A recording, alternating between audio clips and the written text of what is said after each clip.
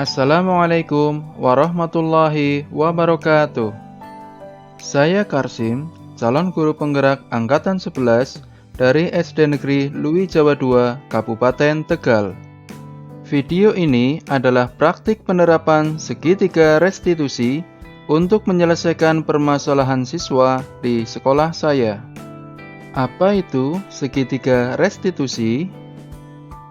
Segitiga restitusi ialah suatu proses dialog yang dijalankan oleh guru atau orang tua agar dapat menghasilkan murid atau anak yang mandiri dan bertanggung jawab. Segitiga restitusi memiliki 3 tahapan, yakni menstabilkan identitas, validasi tindakan yang salah, dan menanyakan keyakinan. Tahap menstabilkan identitas dilakukan berdasarkan prinsip membuat kesalahan adalah bagian dari proses pembelajaran yang kemudian nantinya menggeser identitas gagal menjadi identitas berhasil. Tahap berikutnya, validasi tindakan yang salah, dilakukan berdasarkan prinsip bahwa setiap perilaku berupaya memenuhi suatu kebutuhan tertentu. Guru akan bergeser dari pemikiran stimulus respon menjadi proaktif, sehingga guru akan mengenali dan mengakui kebutuhan murid, akan memperbaiki hubungan dengan murid. Tahap yang terakhir, menanyakan keyakinan. Dalam tahapan ini, murid akan diberi pertanyaan-pertanyaan bermakna untuk memunculkan motivasi secara intrinsik, sehingga murid mampu untuk mengaitkan keyakinannya dengan tindakan yang salah. Kasus pertama, Ishak didapati tertidur pulas di kelas saat kegiatan pembelajaran berlangsung. Berikut adalah skenario penyelesaiannya menggunakan segitiga restitusi. Assalamualaikum Pak Guru. Waalaikumsalam. Ya, silakan duduk Mas Ishak. Baik Pak Guru, terima kasih. Sama-sama. Ya. Bagaimana kabarnya Mas Ishak? Alhamdulillah baik Pak Guru. Oke, Mas Ishak, bagaimana? Sudah cuci muka belum tadi? Sudah Pak Guru. Alhamdulillah, kalau begitu Pak Guru meminta Mas Ishak menemui saya. Mas Ishak tahu tidak alasannya? Tahu Pak Guru. Apa coba alasannya? Tertidur pulas di kelas Pak Guru. Ya, benar sekali Mas. Jadi Mas Ishak ini pasti ngantuk sekali sampai tertidur ya? Iya Pak Guru. Ya baik, jadi Pak Guru memanggil Mas Ishak di sini, mengajak Mas Ishak untuk berdiskusi untuk menyelesaikan permasalahan yang Mas Ishak hadapi ini.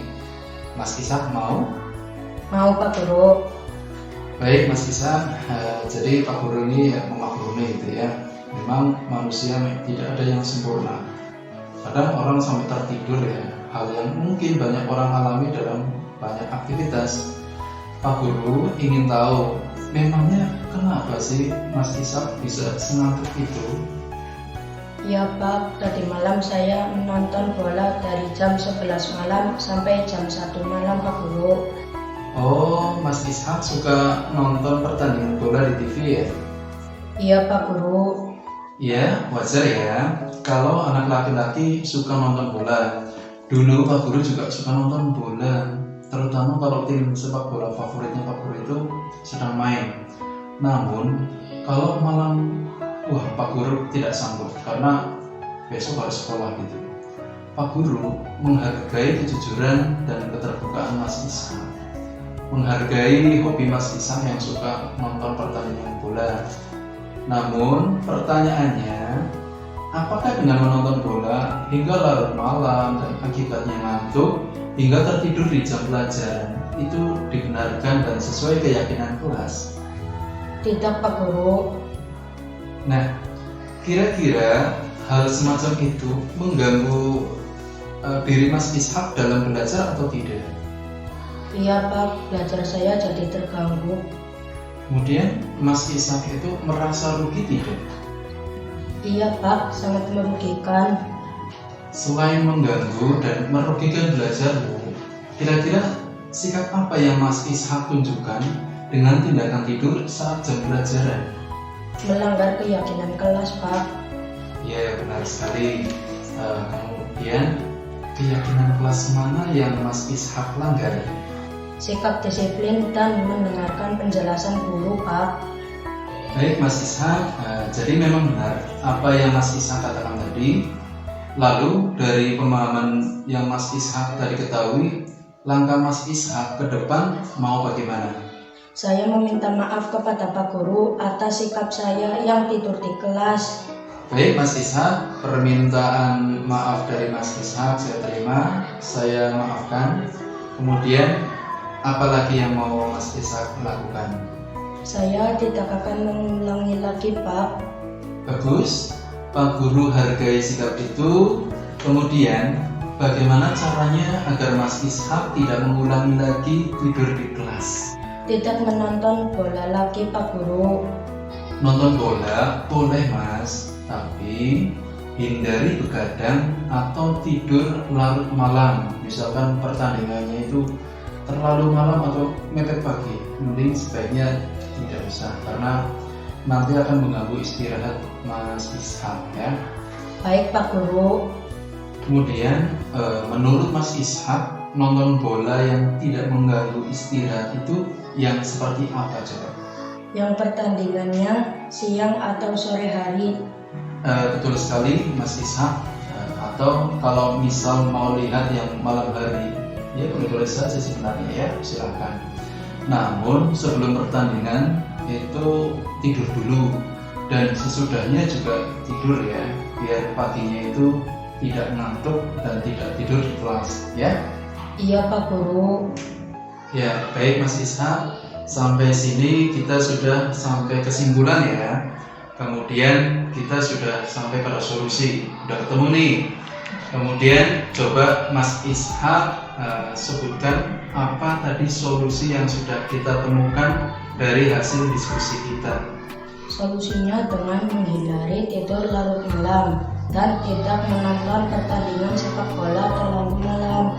Kalau mau menonton bola, sebaiknya siang atau sore hari, Pak Guru.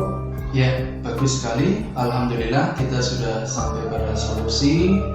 Kalau begitu, silakan Mas Ishak masuk kelas untuk melanjutkan belajar dan semangat ya belajarnya. Baik, Pak Guru. Terima kasih banyak. Dan permisi, Pak Guru.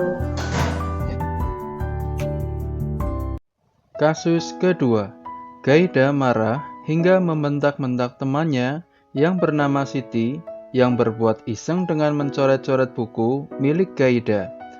Hal ini tentu dapat membuat kondisi persahabatan mereka berdua menjadi renggang. Berikut adalah skenario penyelesaiannya menggunakan segitiga restitusi. Assalamualaikum Pak Guru. Waalaikumsalam. Ya, silakan duduk Mbak Gaida. Baik, terima kasih Pak Guru. Ya. Bagaimana kabarnya Mbak Gaida? Alhamdulillah, baik Pak Guru. Alhamdulillah kalau begitu. Waktu tadi istirahat sudah makan atau belum? Sudah Pak Guru. Ya, alhamdulillah kalau begitu. Mbak Gaida, tadi Pak Guru dengar saat istirahat Mbak Gaida itu marah-marah kepada Siti di kelas, begitu? Ya, betul Pak Guru. Memangnya apa yang terjadi sehingga Mbak Gaida ini marah-marah kepada Siti? Saya merasa kesal sekali tadi Pak. Masa buku saya dicoret-coret Pak Guru? Sama siapa saja Mbak? Sama Siti Pak. Oh, jadi begitu ya. Pasti kamu merasa kesal dan marah. Saya pun juga akan marah, kesal manakala ada orang yang mencoret-coret buku saya. Lalu pada saat itu terjadi, apa yang Mbak Gaida lakukan? Ya, saya tentu marah ke dia Pak. Saya bentak-bentak di depan kelas. Baik. Pak Guru paham akan hal itu. Kamu melakukan hal itu karena kamu punya alasan, bukan? Iya Pak, saya tidak terima Pak. Saya tidak akan diam saja bila ada orang lain merusak barang milik saya. Ya, betul sekali Mbak. Menjaga barang milik kita adalah hal yang sangat penting bagi kita. Jadi di sini Pak Guru ini ingin mengajak Mbak Gaida untuk bersama-sama berdiskusi menyelesaikan masalah yang Mbak Gaida hadapi. Mbak Gaida mau? Mau Pak Guru. Bagus Mbak.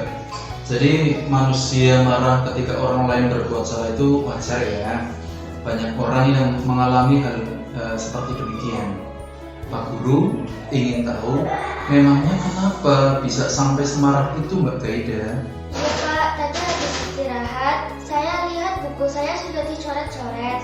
Teman-teman memberitahu saya kalau Siti yang melakukannya. Oh gitu ya. Lalu bagaimana? Siti mau mengakuinya?